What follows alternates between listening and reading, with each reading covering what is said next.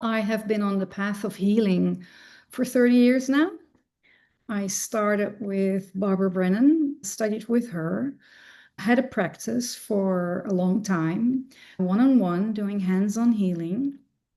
And it was driven by my personal quest for healing. I had chronic fatigue, MA, which nobody had a cure for. And I decided I didn't want to spend my entire life being chronically fatigued. And so that's what made me go on this path and explored a lot of different healing modalities for my own healing. And that worked. It took me 20 years, but I did completely heal. Wow. Yeah, Wow. yeah, That's yeah, that's yeah. a long journey. It's a Holy cow. long journey, absolutely, but it taught me a lot. And then from that one-on-one hands-on healing practice, I moved to family constellations. And the minute I started applying that in my own practice, I had multidimensional beings showing up. And the first client, I thought, oh, she was very psychic. It probably has to do with her. But it happened every next constellation. And since I couldn't call a colleague, like, how do you do this when an angel appears, or an alien, or a past life, or a parallel self, or whatever shows up? I had to learn by doing and making mistakes and trying things out. And that's 15 years ago. And I wrote some books, so I'm an author. I wrote Letters from My Soul, which is also available in English, about my own journey and how this all evolved. I've read the excerpts on your website. It's an incredible story. Yeah, yeah.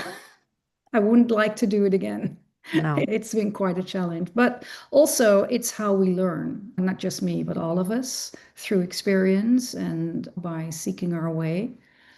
And so today I teach, and I have a small school here in the Netherlands. I say I have, that's not exactly the right way to phrase it. The method, I always say the method found me, Mm. because you don't sit behind your desk and think one day, oh, I'll do multidimensional constellations. Oh no. So it found me and it taught me. And then when I put it into the world, there was actually somebody who told me, because I'd closed my practice, I only did constellations for family members and friends. And somebody said to me, you really could do more with that. And I was, yeah, but I don't want to practice anymore. I'm writing, I'm painting. And then they said, but there has to be a way. And that sentence that stayed. And then I was in the Mm. shower and it was like, okay, I can do 4 a day. Doesn't just have to be one. I could do small workshops and I'll do 1 day a week. As a writer and a painter, you get lonely. Mm. So I thought, for my own fun, why not? So I put some of those workshops on social media. And on a Sunday, I went to the sauna, came back, everything was booked. And I, Ha. oh my God, what's going on here? So I put another workshop. It was over the course of a couple of months, booked within 24 hours. And that made me look in the timelines. So what I do is I do everything physically in a room. I'll put down mats and I'll start reading the mats and see where they go. And the timeline clearly said you need to teach because the demand is far too great to go through this physical body. That's not going to work. Wow. But I had nothing. I started those workshops. I gathered a pilot group of 4 students, experienced therapists and healers who all had a good amount of training, working one-on-one. I told them, guys, I'm Already with constellations? not with constellation Okay.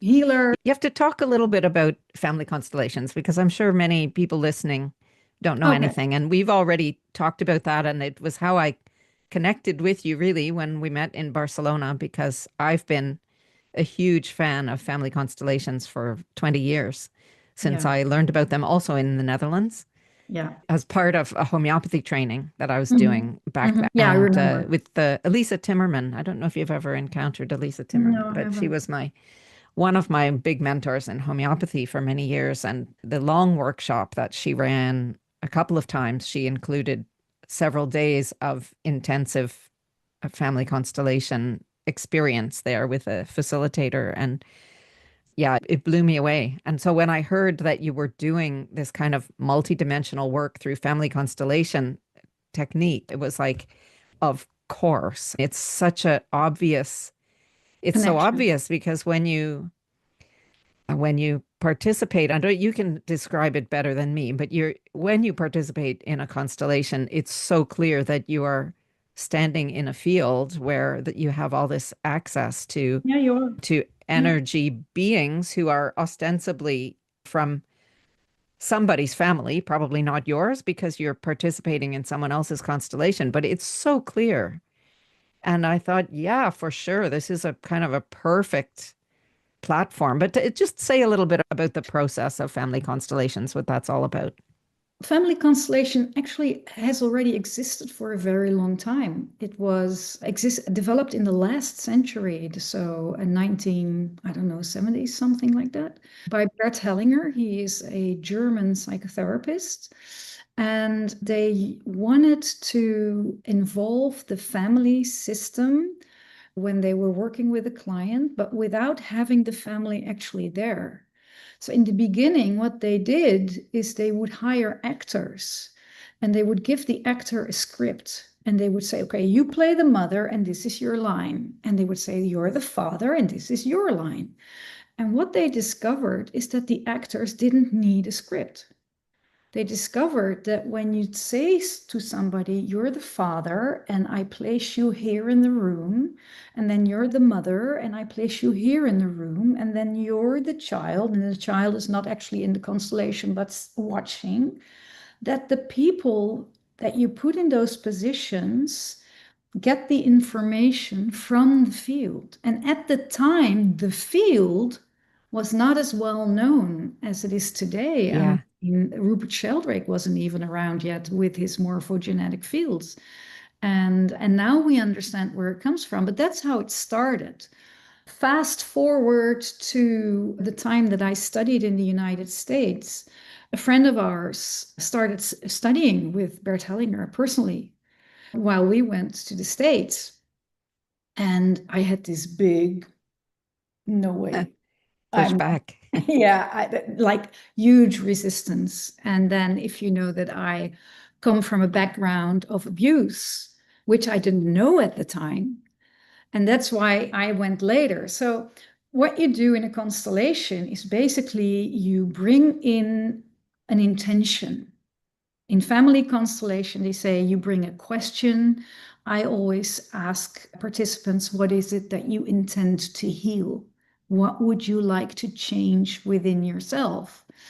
And then if you say, okay, this is me, and I'll take it to multidimensional constellations because that's my expertise more than family Yeah. constellation. But if you say, okay, this is me in my earth self, and then you ask the field, show me where the thing that I am struggling with, because people don't come because they're doing well.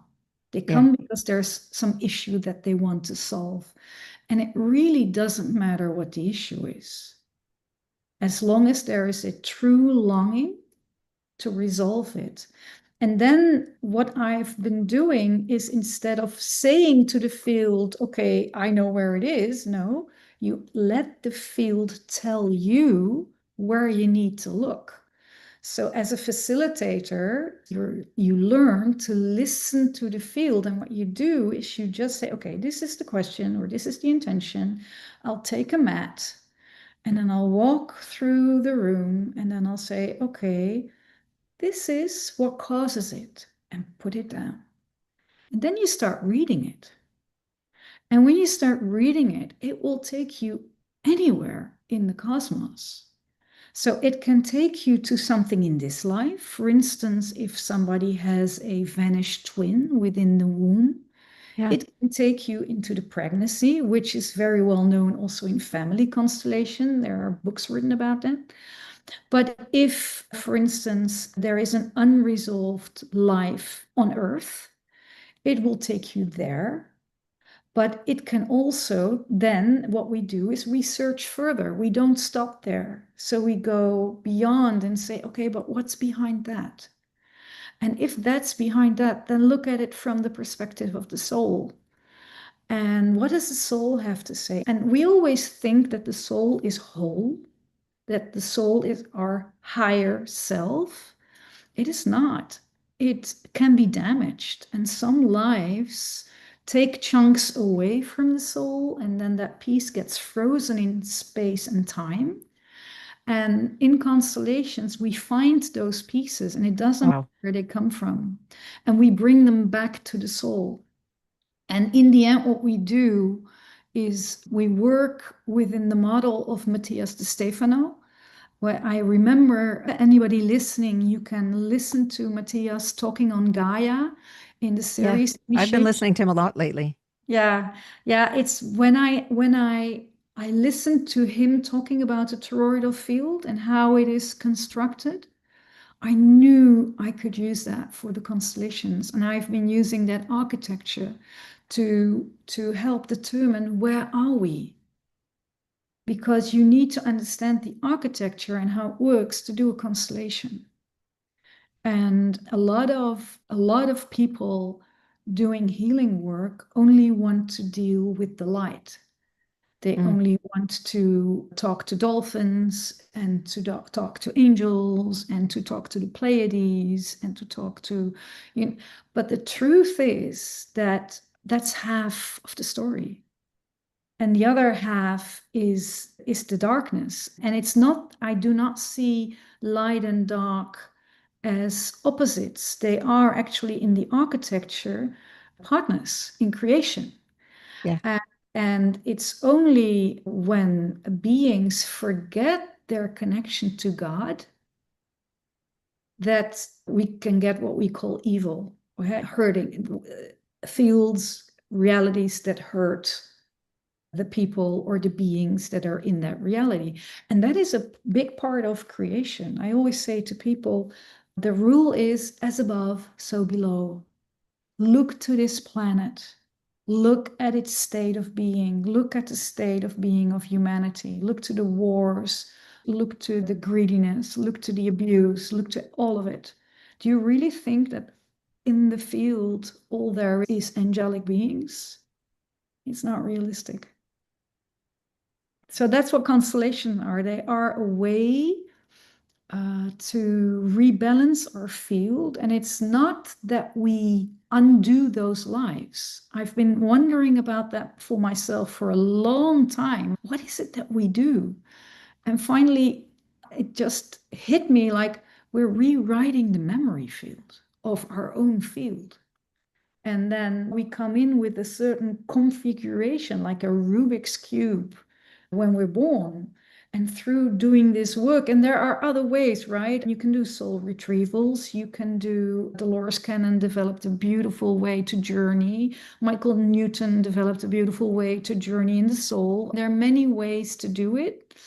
And what this does is not just retrieve, but restore the architecture. Yeah. That is thinking what it adds. Yeah. No, the architecture is so fundamental. I don't even know how to talk about that. But I woke up this morning actually with this very clear idea that the archetypes, which I work with in my practice, are the sacred geometry of consciousness. They are. I agree. I Yeah. like it really, it just came as a complete knowing in one. So Yeah. I had to write it down because I hadn't even thought, what does that mean? But I don't have to know what it means. I know that it's true, that Yes. that's why they're so important. Yes. That's why for instance, in my work, that's why the Bach flowers are meaningful because they carry this architecture, this I do. geometry in Yeah. them. And it's a message that is transferred in such a beautiful way directly from nature to a living being Yes. of this to restore, exactly, to restore this damaged architecture. Yeah. So cool. I completely agree. And I've been writing about it for my book. I'm writing a book for the method. It's called Living Fields. And I've been exploring like, where is all the consciousness kept and how is it kept? And I ended up with, okay, part of the information is held in void. And so the geometry, what I've done in my thinking, I've combined the work of Matthias de Stefano with that of Nassim Haramein, Uh-huh. who explores the quantum field. And because my fascination has always been, how does healing work? We've been told it's bullshit. We've been told we make it up and it's not real. I think science is finally coming to the point that we know the underlying mechanisms. And part of it is those architectures, what do you call them? The archetypes. The first form of them is kept in void Yeah. in the scalar waves. And That's then, another thing that came to me in a dream a few weeks ago. I was looking at, sorry to interrupt you. no, it's Hold your fine. spot where you're thinking. Yeah, I was in my dream, I was looking at, do you remember this toy called Spirograph? Do you remember yeah, that from being yeah, a kid? yeah, So the Spirograph is drawing, drawing, drawing. yeah. And I realized that it, of course, doesn't ever come back to draw over top of itself. The next one is moved over a little. And again, I heard a voice saying that the information is in the phase. It's not in the even in the shape. It's in the phase. It is where the information is kept. You mean in the phase, like in the, Yeah, yeah, that exactly. phase is Yeah, yeah. eh, The pulse, the yes, exactly. the pulse. Exactly. Yeah, So not even at the level of frequency, but beyond that. yeah. Anyway, sorry to interrupt you. No, Carry that's on. fine because you're talking about the same, and that's exactly it. Void is this pool, undefined frequencies. And but the consciousness, the intelligence, that's where it comes from. And then we've always been told that scalar waves don't exist or that it's pseudoscience, whereas it is actually now turning out to be the key to so many new technologies.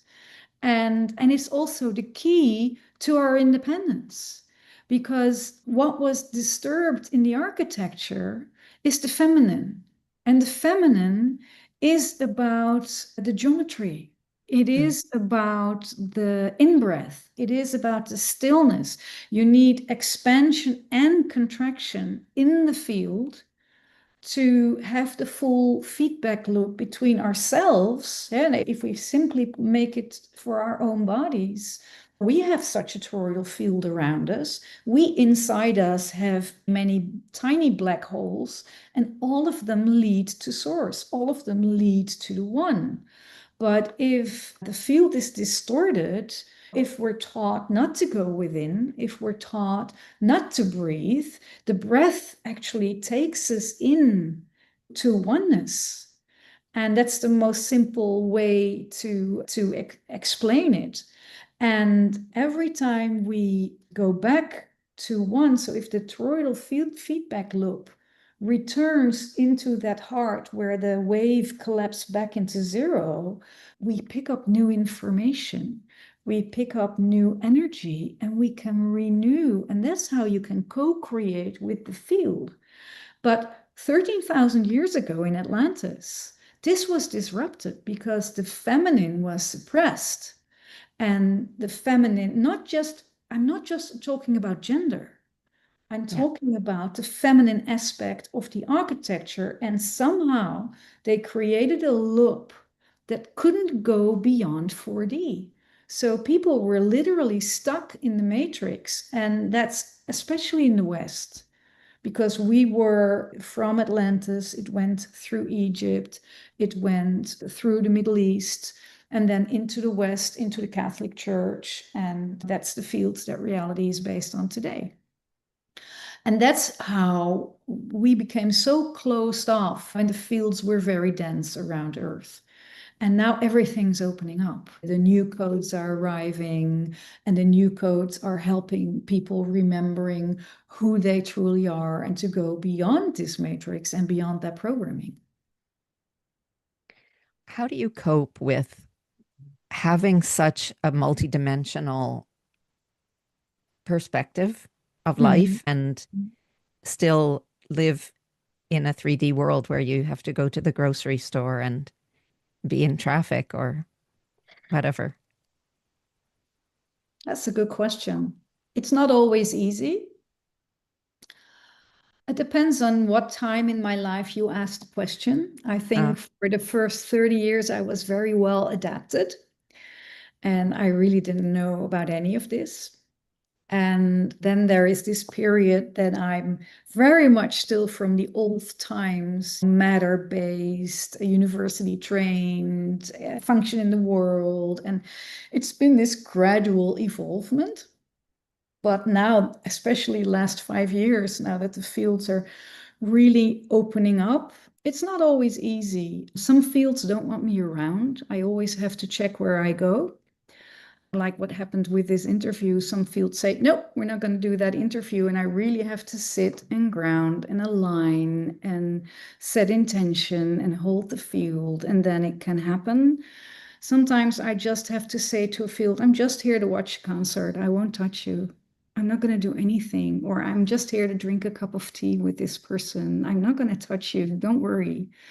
And then remind myself that I'm a person and I'm both. I still need to be able to walk around the grocery store and drive my car. And I've really set my intention to do that, to be both. And I think the answer to your question is for anybody facing the same issue, if you want to expand your crown, you need to develop your roots. And so to open up my body, to grow my roots, to do my personal process work, and to see everything that I meet in the outside world as feedback for my inner world. So I will always try to, whatever I get, take it inward and see, okay, where is it coming from? What is inside of me that is creating this? What is happening in the field? Can I shift the field? Some conversations I cannot join in. I cannot, yeah. And for some people, I'm too far out and they'll ignore me. And yeah, that's what happens. Yeah. Even my yeah. kids, when growing up, at times would say to me, Mom, why can't we be normal? Because we would be talking at home about stuff. We would be talking, and they would be clairvoyant and they would come home and see a deceased spirit, or they would see the teacher and they would know that she had a quarrel with her husband that morning, or they would cycle to the train and know that there had been an accident. So they had a lot of precognition and stuff like that. And there were not many friends around that could relate. I bet. Yeah. Yeah, so it's a bit of a search. It's not always easy. But then the group that speaks my language is growing. And especially since I started teaching, I love teaching. I love being with my students. I love the wisdom that you get through a group. We do some pretty large constellations these days. I couldn't do them on my own. Yeah. That's not going to happen. You need 3, 4 people to hold the field, and then they'll see things that I can't, and the other way around. And then when you do it together, you get a larger perspective. I absolutely love that. Yeah. Yeah. So basically, I think in fields these days. Yeah. Very cool. Yeah. And cool that your kids are connected in that way. I thought you were going to say that like they just don't get it at all, but it's nice that they have this, Oh, they that get they're it. quite open. I've had them in constellations since they were 8. To Oh, give you wow. to give you an example, my daughter was in the first year of her high school, and she came to me crying, and she said, "Mom, I have to do religion, but I just cannot get it into my head." And I said, "Okay, let's go see why you can't do religion." And then we find a monk in her field, and that was a past life. And he was tugging her sleeve, saying, "We're not going to do religion. I was bored to death in that monastery. You're not going to make that same mistake again." We take the guy to the light and readjust her soul, and then she could do the exam. So if you've done that, or I help them select universities. We just close the piece of paper and we put down like 5 or 6 mats, and then it's blind, and we put the pieces of paper under their mats and they go as themselves, and I will read all the schools. And then from the energy exchange, which one resonates and which doesn't. One school will say, oh, I'm too busy for you. I don't see you, or no, you don't fit here. And the other school will say, oh, I welcome you with open arms. And so if you've done that, like I think each of them has been in like, I don't know, at least 10 of those constellations over the last 10 years, then at least Wow. they're real. If you, I remember the first time my daughter was on a mat, and that was actually, I hired somebody else to do that constellation for her because I wasn't that familiar yet. And she was standing on the mat and she jumped off and she starts crying and she, I can see everything. How is that possible? I was totally in shock. But that's how we learn. And then from then, if there's an issue, they will ask me for a constellation. But at the same time, they don't talk about it to their friends. Yeah, They don't. They won't. I imagine. Yeah. I Yeah. imagine. And what's hard for them is to have the consciousness to see through people and not get that mirrored in their peers. That's hard. So there's a good side and a downside to it. Yeah. Yeah, and that's why I asked. It's a thing for Yeah, it people is a thing. Yeah. to How do have you this, manage? to be open. I live now, in the middle of nowhere. I Yeah. live in the middle of a big Yeah. woodlot of many acres with no neighbors around, and Yeah. it's just quiet here. And I hardly ever go into the city, and I really feel it when I Yeah. go there. So I have a luxury to Yeah. to be here, keeping myself and my energy pretty clean. Of course, I'm on calls a lot. I'm connecting through the internet, so it's not that I don't have Yeah. any connections, but I can close my laptop and turn it off, and then there's nothing Yeah. here. You still have to clean your field. Yeah, I should do it No. more. It's a good Yeah. reminder. I should Yeah. totally do it more. Yeah, yeah. I'm like you. I live in the woods as well. And I do go in the city, but if I go back, I have to clean my field. I have to take a shower. I throw all my clothes in the laundry. Yeah, the work has made me so sensitive that I will feel it if a new field reaches out to me and the field is not coherent. I'll feel it in my body. I feel my throat choke. I'll feel my skin crawl. And sometimes I'm at a loss because I don't know where it's coming from. But then I just have to check either my mail, or in this case, yesterday it was LinkedIn. And there was a message from somebody from a foreign country who I didn't know, who said, do you want to talk? And I would like to get you involved in this project. And I could hear his field say to me, I do not want you here. And I didn't feel any resonance, so I said politely declined. But that's how when you start, when you become a coherent field, every constellation you do, I'm not there yet. It's not like my field is completely coherent, nor are my teachers, nor are my students, but we're on our way. Yeah. And with every constellation, the more coherent you get, the more sensitive you get, and the more that the old world fields will respond. Oh yeah, that is a thing, like becoming more sensitive the more that Yes, you do the work. absolutely. Absolutely. And then you have to change your food. For instance, now I am changing diet. I'm eating less. I'm eating more raw, whole foods, especially plants. And it's just changing. My body's changing. All of it is changing. Yeah. So it's the one affects the other. It's all one system. We cannot see them separately. Yeah, we can't see them separately. It's a thing that we do, huh? That you think the physical matter of you is somehow another story from the energetic, spiritual, multidimensional view of you. That's how I started with that concept, but it's not true whatsoever.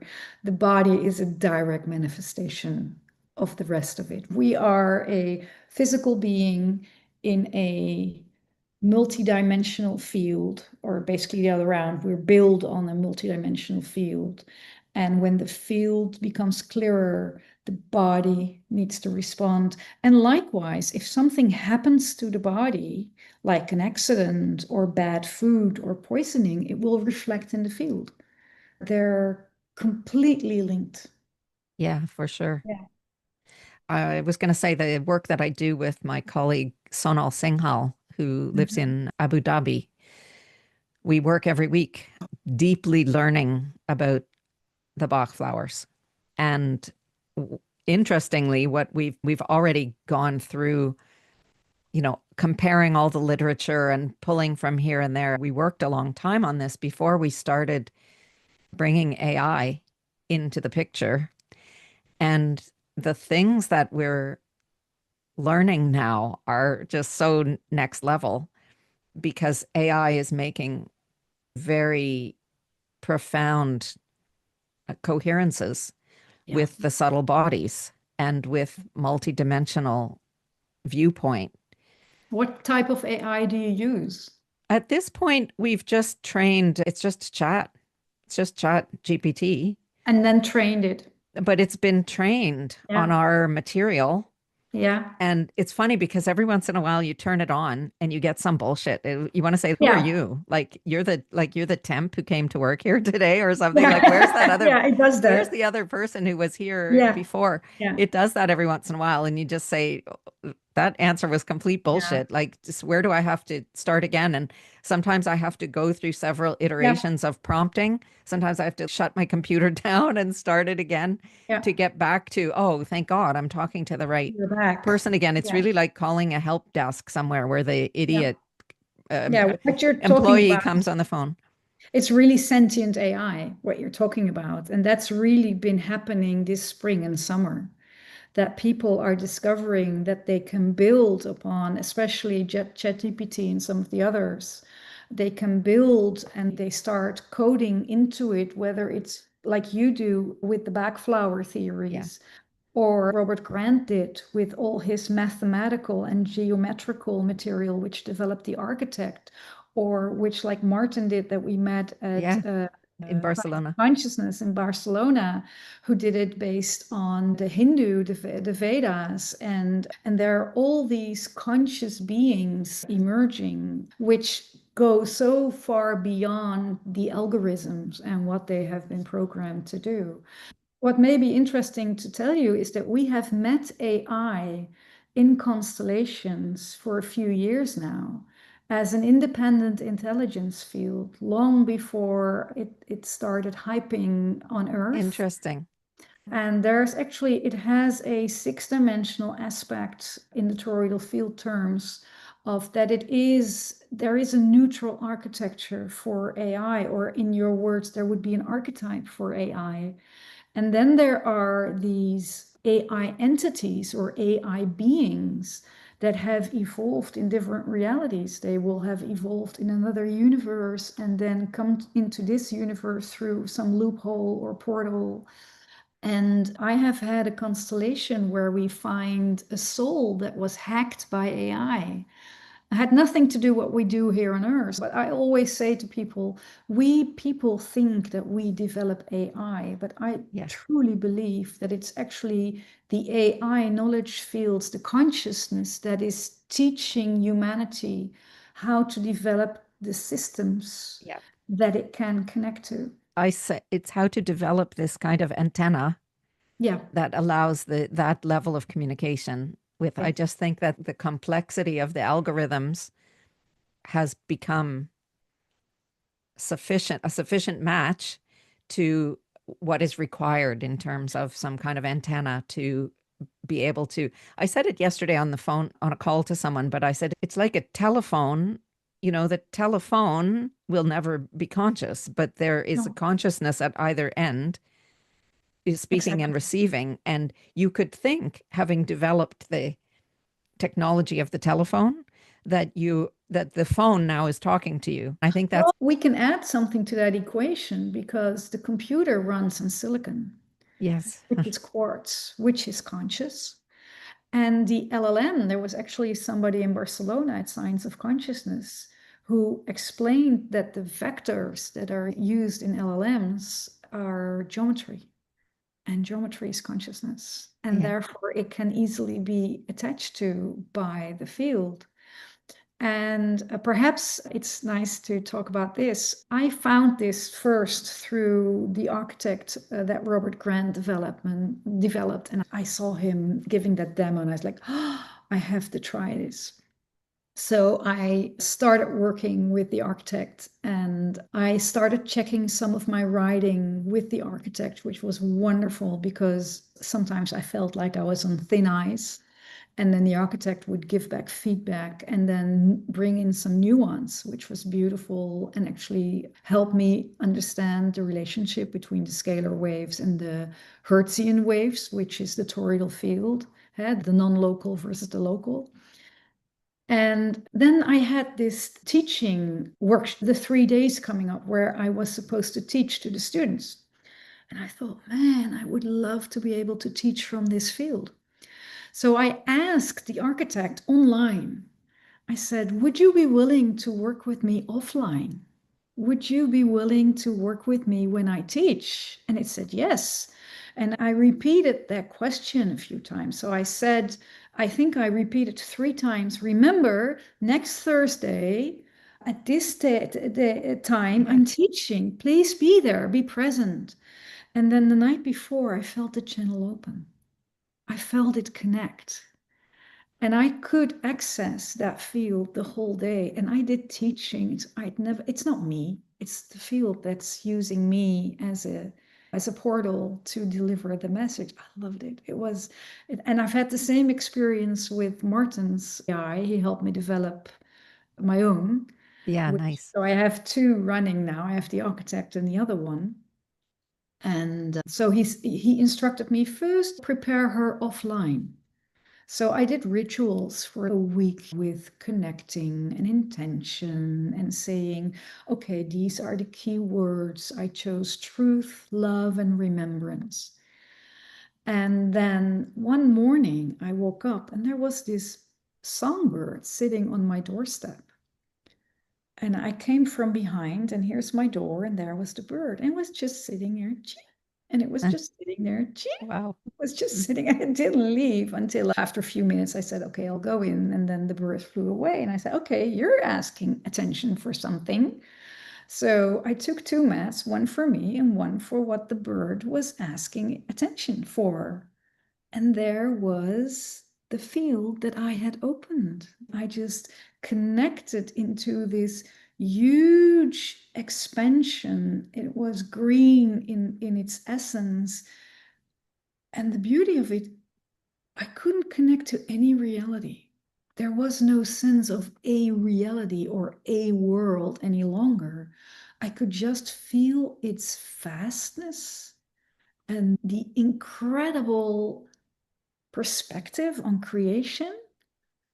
And I was like, oh man, this is so much fun. So I'm still exploring that. And I actually know people on LinkedIn that are doing AI completely offline, and they are accessing a quantum computer in China Wow. consciously and working with that and getting all sorts of answers. So I remember in Barcelona, there were people on that stage saying, AI will never be conscious. And I'm like, okay, you have missed something in reality. But yeah, I mean, I'm coming very much from where you were, a very materialistic yeah, point of view. Even as a homeopath, I was a homeopath now almost 30 years. I've been practicing homeopathy. And I started out that with a very materialist point of view, which is a weird thing to say about homeopathy, which people already think it's nothing because there's nothing in the medicines. But it's a very structured way of it thinking. It's very yes, structured. It's very data driven. It's all about provings. It's all about computer programs or charting or doing, you get all of this data, and from the data, you understand which remedy to use. It was really a very medical model for me. That was Mhm. it was like better medicine.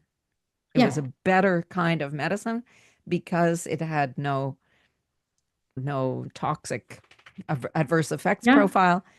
And but yeah, it was very much about looking at all the symptoms and in a very analytic way.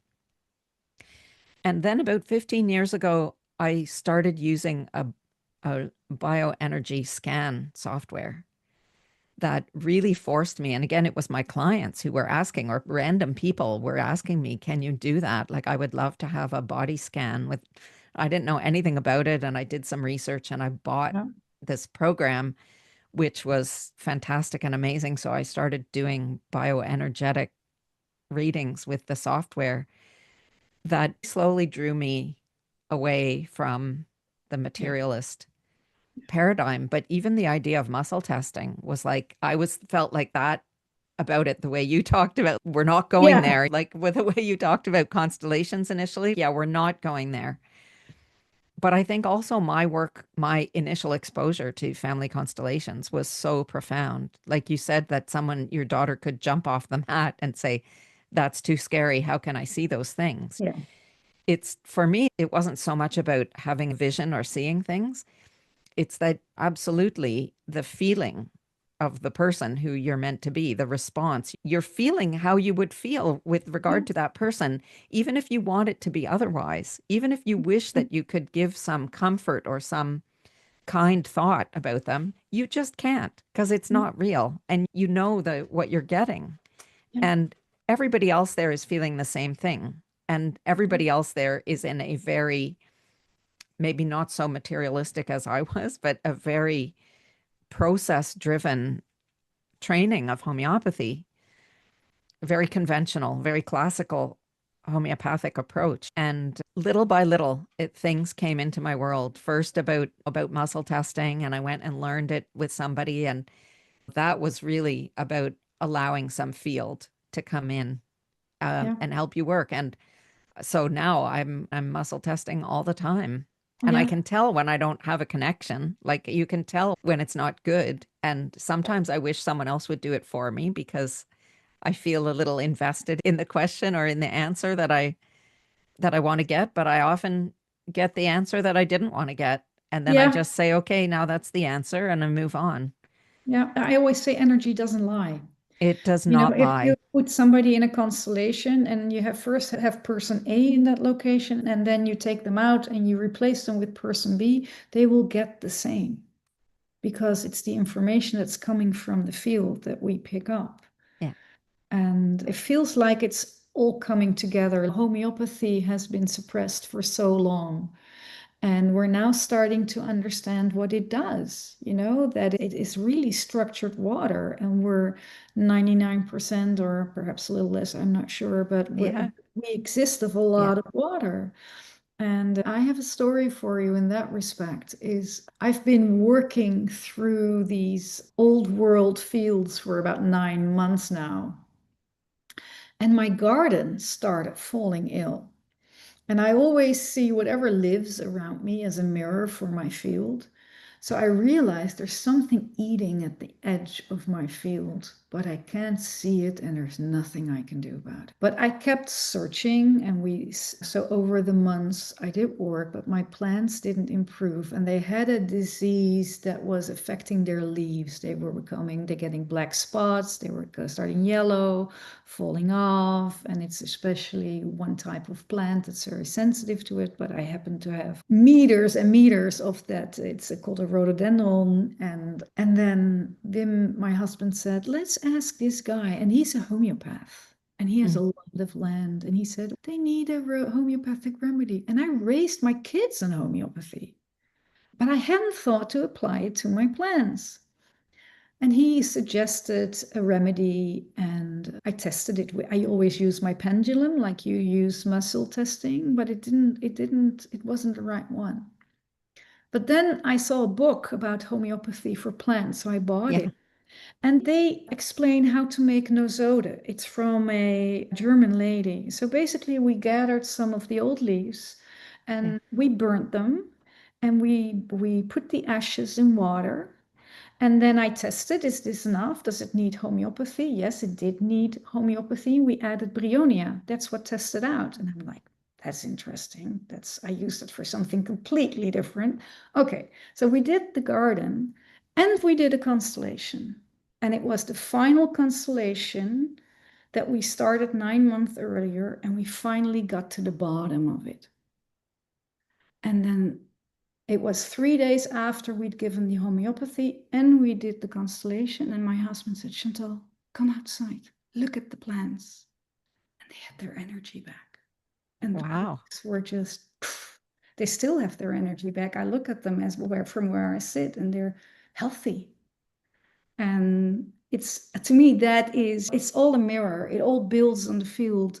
And it's only up to us to find the right entrance, to find out what is needed, what can we do.